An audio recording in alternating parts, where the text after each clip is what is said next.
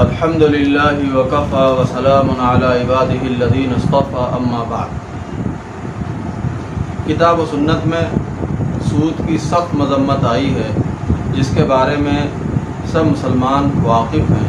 بلکہ دوسرے حضرات بھی اس کے بارے میں جانتے ہیں۔ قرآن مجید میں فرمایا گیا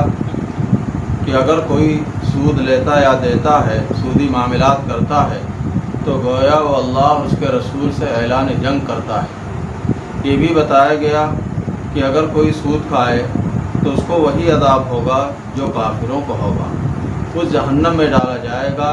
جس کو کافروں کے لیے تیار کیا گیا ہے۔ احادیث میں حضرت صلی اللہ علیہ وسلم نے فرمایا کہ اللہ تعالیٰ کی لعنت ہوتی ہے جو سود کا لینے والا ہو یا دینے والا ہو یا سودی معاملات کا لکھنے والا ہو یا اس کا گواہ بننے والا ہو۔ تو اس سے سب مسلمان واقف ہیں، لیکن آج کل زمانہ وہ آ گیا ہے جس کے بارے میں ایک ضعیف حدیث میں فرمایا گیا تھا کہ حضرت صلی اللہ علیہ وسلم نے ارشاد فرمایا کہ ایک زمانہ ایسا آنے والا ہے کہ کوئی بھی ایسا نہیں بچے گا جو سود کو نہ کھائے، اور اگر وہ سود نہیں کھائے گا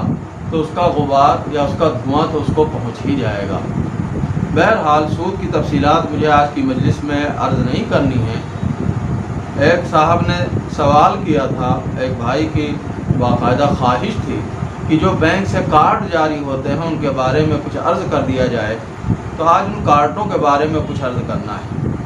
بنیادی طور پر بینکوں سے 3 طرح کے کارڈ جاری کیے جاتے ہیں، ایک ATM کارڈ، دوسرے ڈیبٹ کارڈ اور تیسرے کریڈٹ کارڈ۔ یہ 3 کارڈ ہیں۔ ان میں سے پہلے 2 کارڈ جو ہیں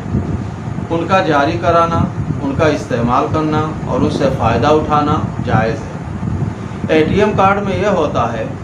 کہ آدمی اس کے ذریعے سے کسی بھی ATM مشین سے اپنا بینک میں جمع کیا ہوا پیسہ نکال سکتا ہے۔ اس کے لیے شرط یہی ہوتی ہے کہ اس کا پیسہ پہلے سے جمع ہو، پھر وہ پیسہ اگر جمع ہے تو پھر اس کارڈ کا استعمال کر کے ATM مشین سے وہ کہیں بھی اپنے پیسے کو نکال سکتا ہے۔ تو شرعاً یہ جائز ہے، اس میں کوئی حرج نہیں ہے۔ جو فقہ اکیڈمی انڈیا نے اس موضوع پر اپنا سیمینار کیا تھا،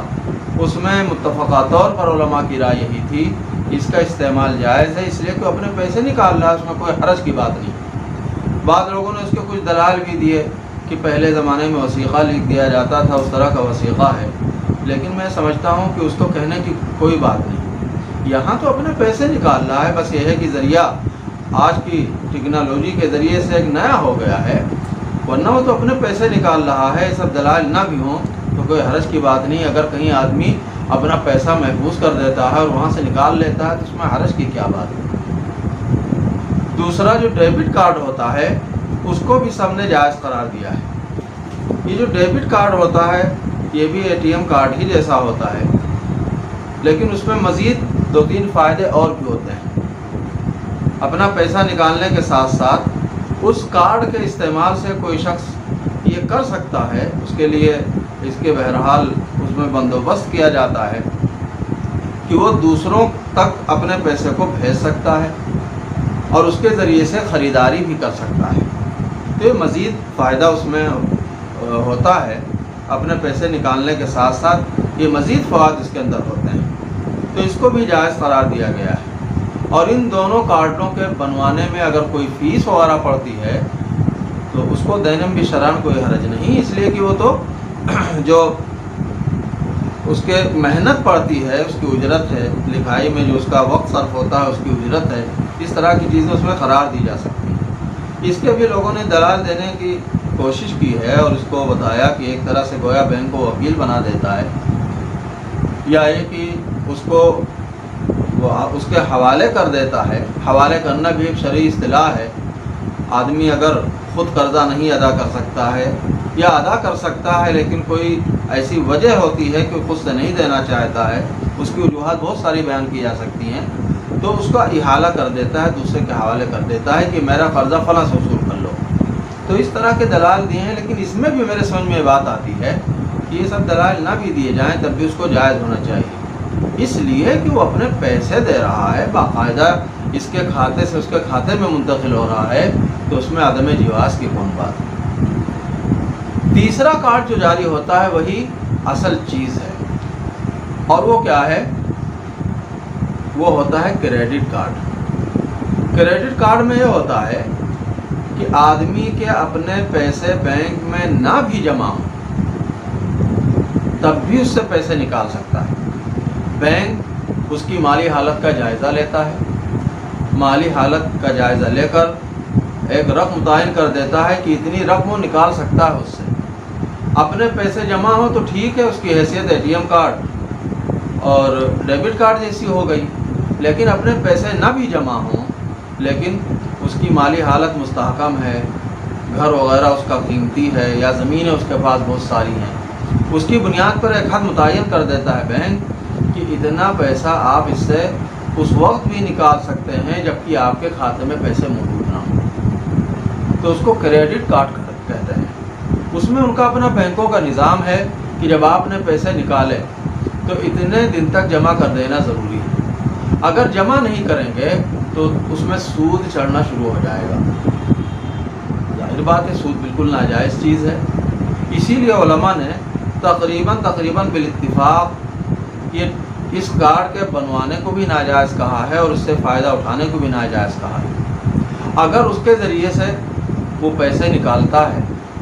اور متعینہ وقت پر جمع نہیں کر پاتا ہے تب تو ظاہر بات ہے اس میں سود دینا پڑ رہا ہے جو کہ بالکل ناجائز چیز ہے۔ لیکن اگر کوئی اس طرح کرے کہ وہ متعینہ وقت سے پہلے پیسے دے دیتا ہے اور سود اس کے اوپر نہیں چڑھنے پاتا ہے تب بھی ایک تو کچھ فیس بینک لیتا ہے اس میں صرف اپنے پیسے نکالنے کی سہولت دینے پر، ظاہر بات ہے اس فیس کا معاملہ بھی ایک طرح کے سود جیسا ہے، جو کچھ اس نے قرض لیا ہے اس سے بڑھ کے وہ دینا پڑ جاتا ہے۔ اور اس کے علاوہ اگر آگے بڑھ گئے تب تو اس میں باقاعدہ سود دینا پڑتا ہے۔ پھر یہ جو معاملہ کیا گیا، جو کارڈ بنوایا گیا اور اس میں اس کی اجازت دی گئی کتنے پیسے نکال سکتے ہیں، تو یہ کیا ہے؟ ایک سودی قرضہ لینے کا ایک بندوبست ہے جو کہ کیا جا رہا ہے۔ ظاہر بات ہے اگر وہ نہ بھی سود دینا اس کو پڑے تب بھی کیا ہے، ایک سودی چیز کے لیے وہ بندوبست کر رہا ہے، اس کے لیے انتظام کر رہا ہے، تو وہ چاہے متعینہ وقت سے آگے معاملہ بڑھے چاہے نہ بڑھے، لیکن بہرحال یہ جائز نہیں ہو سکتا، اسی لیے اس کا بنوانا بھی جائز نہیں ہو سکتا، اس کا رکھنا بھی جائز نہیں ہو سکتا۔ تو یہ تیسرا والا جو کارڈ ہے اس کو چھوڑ کے بقیہ دو کارڈ جائز ہیں۔ اب تو جو اے ٹی ایم کارڈ ہوتا ہے اسی میں ڈیبٹ کارڈ کی بھی سہولیات مل جاتی ہیں، ان کے ذریعے سے آدمی پیسے بھیج سکتا ہے، خریداری بھی کر سکتا ہے، اس طرف صورتحال ہو گئی۔ تو یہ بہرحال یہ تین کارڈ ہیں اور ان کے اس طریقے کے احکام ہیں۔ ابھی جو کریڈٹ کارڈ ہوتا ہے اس میں کئی طریقے کی چیزیں ہوتی ہیں۔ کسانوں کے لیے الگ سے کسان کریڈٹ کارڈ کہا جاتا ہے، ہو سکتا ہے کہ اور بھی کوئی دوسرے شعبے ان میں کچھ الگ نام سے ہو، لیکن سب کا مسئلہ ایک ہی ہے۔ کسانوں کو حکومت تھوڑی بہت چھوٹ بھی دیتی ہے اور سہولیات بھی زیادہ دیتی ہے، سود بھی ان سے جب لیتی ہے تو زیادہ نہیں لیتی، یہ سب ہے، لیکن بہرحال سودی معاملہ اس کے اندر بھی رہتا ہے۔ جب سودی معاملہ رہتا ہے تو اس کے جواز کی کوئی گنجائش نہیں ہو سکتی، اور دیکھا بھی یہ گیا ہے کہ جب آدمی یہ کارڈ لے اس کے ذریعے پیسے نکلوائے تو بہت ہی کم ایسا ہو پاتا ہے، شاذ و نادر ایسا ہو پاتا ہے کہ وقت سے پہلے متعینہ وقت سے پہلے وہ جمع کر سکے، وہ سود میں ملوث ضرور ہوتا ہے۔ اور دیکھا گیا کہ جیسے اس طرح سودی قرضے لیے جائیں تو پریشانی ہوتی ہے، وہ سب پریشانیاں اس میں بھی ہوتی ہیں، لہذا اس سے ہر حالت میں بچنا چاہیے۔ بلا شبہ اس طرح کا زمانہ آ گیا جس میں سود نہ بھی کھائے انسان تو اس کا غبار لائق ہو جاتا ہے، اب ہم کو پیسے بہرحال بینک میں جمع کرنے پڑتے ہیں، اور اے ٹی ایم کارڈ کا اور ڈیبٹ کارڈ کا استعمال کریں تب بھی ایک طرح سے ایک سودی معاملہ والے بینک میں ہم کو داخل ہونا پڑتا ہے، تو غبار تو آ رہا ہے، لیکن کم سے کم کریڈٹ کارڈ جاری کرا کے جو اصلی والا سود ہے اس میں تو آدمی ملوث نہ ہو، کم سے کم اتنی تو حمیت دینی کا آدمی کو اظہار کرنا ہی چاہیے۔ تو بعض بھائیوں نے اس کی خواہش ظاہر کی تھی کہ اس کے بارے میں کچھ بیان کیا جائے، تو یہ مختصر معلومات بغیر اس میں دلائل وغیرہ دیے ہوئے آپ کے سامنے عرض کر دی گئی۔ وآخر دعوانا الحمدللہ۔